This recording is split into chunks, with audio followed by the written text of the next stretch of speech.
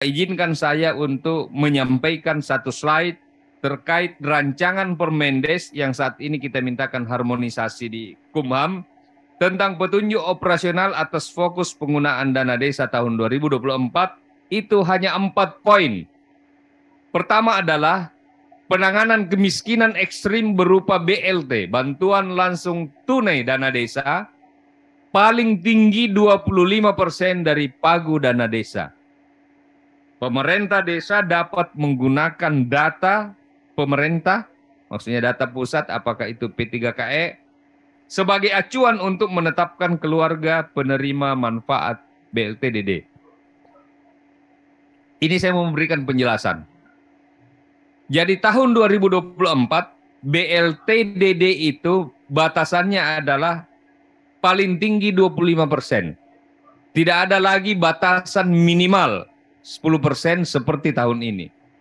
Ini sudah keputusan dalam Undang-Undang APBN yang dibahas dalam Banggar yang melibatkan Kementerian Desa, Kementerian Keuangan, Kementerian Dalam Negeri, Kementerian lembaga terkait.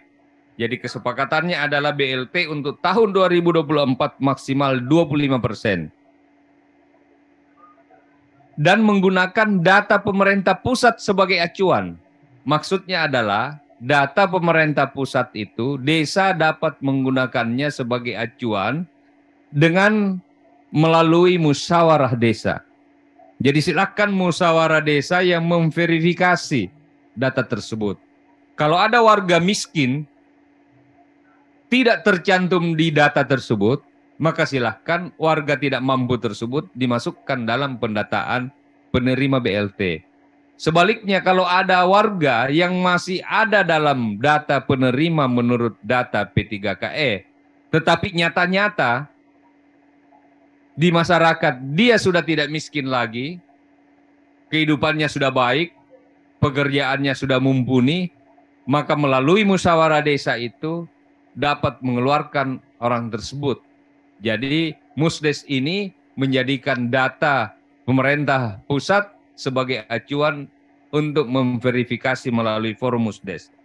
Yang kedua adalah program ketahanan pangan nabati dan hewani paling rendah 20% dari pagu dana setiap desa. Ini sama dengan tahun sebelumnya, di mana 20% dari pagu dana desa. Kalau satu desa, sebuah desa misalnya dananya 1 miliar, maka 200 juta diantaranya harus untuk ketahanan pangan nabati hewani. Kemudian yang ketiga adalah program pencegahan penurunan stunting skala desa. Ini tidak ada batasannya berapa persen, tapi ini adalah menu yang harus menjadi fokus perhatian pemerintah desa, warga desa, bahwa pencegahan penurunan stunting skala desa juga wajib dibiayai dengan menggunakan dana desa. Tetapi saya ingin memberikan catatan tersendiri terkait penurunan stunting.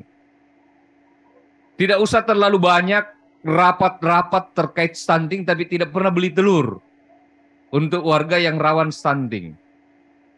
Jadi penggunaan dana desanya ini harusnya lebih pro kepada upaya-upaya nyata untuk penanggulangan, penurunan, pencegahan, dan penurunan stunting yang ada di desa.